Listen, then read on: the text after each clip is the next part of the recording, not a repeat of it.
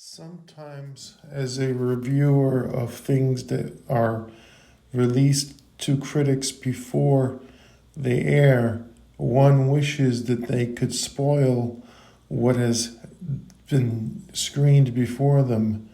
However, this is simply not the case, which is why my reviews have been rather general. But now, as we approach the end of this great chess game that has been Dune Prophecy, I can do a recap while still touching upon things that have yet to have occurred on the show for most of you. As it begins, so far we know that the Sisterhood and the Imperium have been in a perilous situation, in part because of the divided loyalties among the Landsraad, the Emperor, and the Sisterhood itself. Shipping lanes from Arrakis have been pirated at a rate of approximately almost one every other ship.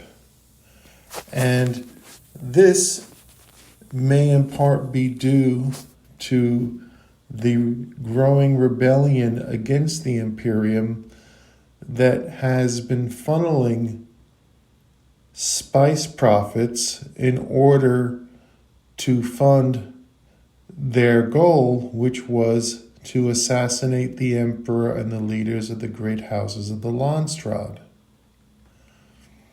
Valya Harkonnen, who has been seeking her family's redemption while still following the Sisterhood, has gone to great lengths, including killing her great uncle, in order to gain power, to the point where one might ask where her true loyalties are.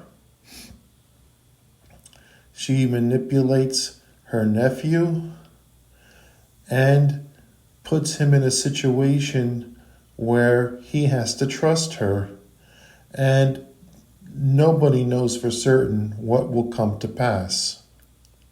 In the meantime, Valya's sister Tula is dealing with the abomination that has returned in Lila's body following the spice-induced resurrection that we saw come to pass in the previous episode. In the meantime, Desmond Hart has secured enough power within the Imperium that it appears, although I can't be for certain sure, that he has been placed to be the Bashar of the Imperial Sardaukar. And as a result of that, he now has more power within the Imperium than just about everyone, including the Bene Gesserit. At this point, where we're at in the series is an unexpected possession gives hope to the Sisterhood, is a way of defining why they have been having these shared nightmares. We also learned that at least one character has not had any nightmares at all, and we don't know why. Meanwhile, with Valya's plan having fallen through, she has created another subplan as Desmond Hart goes after who he believes to be the conspirators that are within the royal house themselves. And this leads to the arrest of the Swordmaster Atreides. but not before an assassination attempt on him that he also miraculously survives. The sisterhood sends another Reverend Mother to look over what's going on in the Empire. And it is through her that we learn how the sisterhood imprints upon those targets that they wish to manipulate through love and or emotions. This is how they learn to, quote unquote, press the right buttons in order to gain someone, which has put her in direct competition with the emperor's wife. And as a result of that, that is the reason why she is so hateful of the sisterhood and appears to have conspired with Desmond Hart as to how they will be able to disgrace the sisterhood once and for all.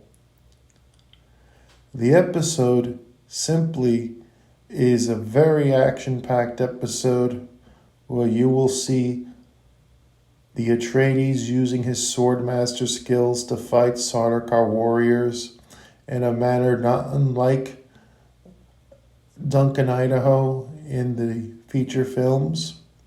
You will hear name drops from the Brian Herbert, Kevin J. Anderson books, such as Omnius, that will yield some verisimilitude towards what's been going on, although the identity of the Blue Eyes looking back upon the sisterhood has not been attained.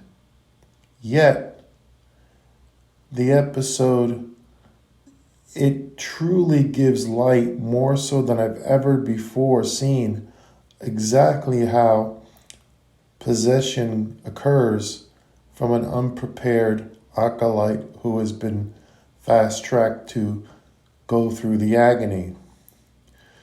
Far better than it was portrayed in the miniseries Children of Dune. So, with the Imperial Galactic Fleet that was acquired from House Richesi, now standing poised to go to Arrakis and with a show of strength stomp out the piracy, we now know that not only has the Empire been manipulated by the sisterhood, but they are also being manipulated even by the Fremen back on Arrakis. How these things come to pass and how they're illustrated, unfortunately, I am going to have to leave for you all to discover for yourselves. But I can say that without a shadow of a doubt, the ending left me wondering how this checkmate is going to end the game that began. Dune Prophecy may have started slow, but it's coming to a head quick, and I'm going to miss it, especially if we don't get a second season. And despite whatever is going on, I hope that they keep actor Travis Fimmel in the series, because he's just too damn fun to watch. And it would really be a shame to lose his presence on a show where his character has become, for me anyway, the highlight. The latest episode of Dune Prophecy will air this Sunday at 9 p.m. Eastern Pacific Time on HBO and streaming on Max.